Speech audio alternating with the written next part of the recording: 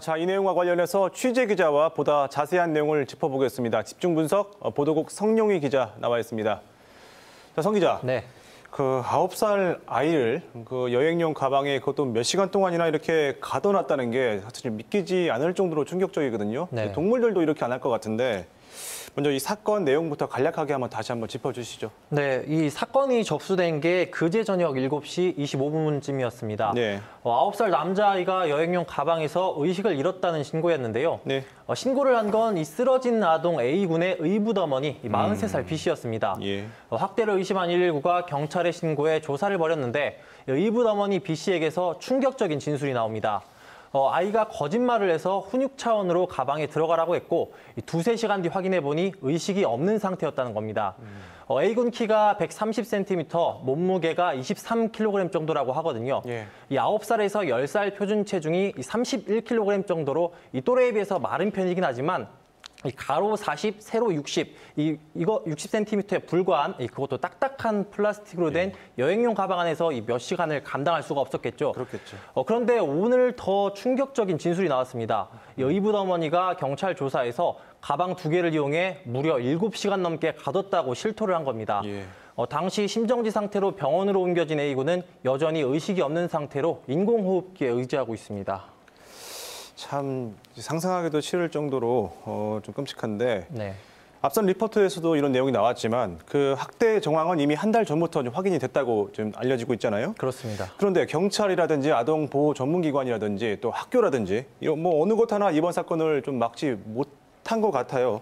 좀 왜 이렇게 된 겁니까? 네, 이 A군이 이번 사건 이전에 이 병원으로 간 한 달 전으로 거슬러 올라가 보면 네. 이 조치를 하긴 했지만 미흡했다 이렇게 정리할 수 있을 것 같습니다.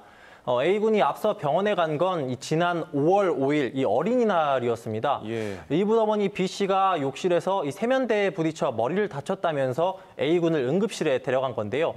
이 담당 의사가 머리 상처 말고도 이 팔 다리에도 멍자국 있는 걸 보고 아동 학대가 의심된다며 이틀 뒤인 이 5월 7일에 경찰에 신고했습니다. 예. 그리고 그 다음 날 경찰은 이 아동학대 우려 가정으로 지정을 하고 이 전화로만 모니터링을 했습니다. 전화로만요. 예, 보통 해당 가정에 이 한 달에 2번 정도 전화를 걸어서 이 경찰이 주시하고 있다는 이 경고 정도를 하는 거라고 하는데요. 예. 이 때문에 당시에 A군 집이나 병원에 대한 이 현장 방문이 없었습니다. 그리고 5일이 지난 이 5월 13일 이 경찰이 의뢰받은 경찰에게서 의뢰를 받은 아동보호기관이 A군 집에 방문해서 이 부모와 면담을 했는데 이 최근 1년 새에 아이가 거짓말을 하고 또 도벽이 있어서 한 4차례 정도 체벌을 했다는 진술을 받았거든요. 예. 그런데 A군을 이 가정에서 분리할 정도는 아니라는 판단을 내렸습니다. 이후 21일과 24일 이 2차례 이 부모에 대한 경찰 조사에서도 이 부모가 체벌 사실을 인정했지만 훈육 차원이었다고 한 점, 네. 그리고 아이가 명확히 분리 의사를 밝히지 않았다는 점을 이유로 경찰과 아동보호기관이 분리 조치를 하지 않았습니다. 예. 학교마저 이 코로나19로 등교 계약을 하지 않았던 탓에 이 제대로 파악을 하지 못했습니다. 이유는 있는 것 같은데 어쨌든 분명한 건 일어나지 말았어야 할 일이 일어난 거고 네. 그 결과적으로 이제 우리나라 그 아동보호 시스템에 좀 구멍이 뚫린 게 아니냐 이렇게 볼 수도 있을 것 같은데 이런 아동 학대 사건이 정말 전체적으로 얼마나 발생하고 있고 또 어떻게 처리되고 있는지 이 부분도 취재가 됐습니까? 네, 지난해 보건복지부가 조사한 이 자료를 보면서 말씀을 드리면요.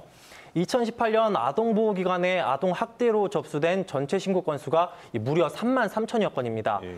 근데 신고 건수는 계속 늘고 있거든요. 지난 2014년 1만 5천여 건이었던 게 2016년 2만 5천여 건으로 늘었고 해마다 증가 추세입니다.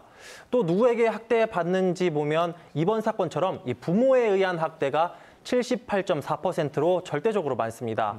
일단 이런 아동학대가 발생하면 원래 있던 가정에서 계속 보호하는 원가정 보호와 분리됐다가 가정으로 돌아오는 가정 복귀, 쉼터 같은 시설로 보내는 분리 조치 이렇게 세 가지로 나뉘는데요. 예. 이 원가정 보호가 82%로 대부분을 차지하고요. 이 분리 조치는 13.4%에 불과합니다. 물론 이 무조건 가정과 분리하는 게 이 능사는 아닙니다만 이번 사건도 경찰에 확인을 해보니까 A군이 다행히 회복을 한다고 하면 이 학대 행위가 심각하기 때문에 이제는 무조건 분리 조치를 한다고 하거든요. 예. 이런 걸 봤을 때 이 아동 학대 재발을 막기 위해 보다 적극적인 조치가 필요한 게 아닌가 싶습니다. 또 학대한 사람에 대한 이 형사적인 처벌을 봐도 이 지난해 아동 학대로 판단된 이 2만 4천여 건 가운데 아동 학대 처벌법으로 이 처분을 받은 게 2,200여 건, 그러니까 9.3%에 그쳤거든요. 예. 이제는 더 이상 이 아동 학대에 있어서 가정사다, 훈육이다, 뭐 이런 말이 통해서는 안 될 것 같습니다. 네, 성 기자 잘 들었습니다.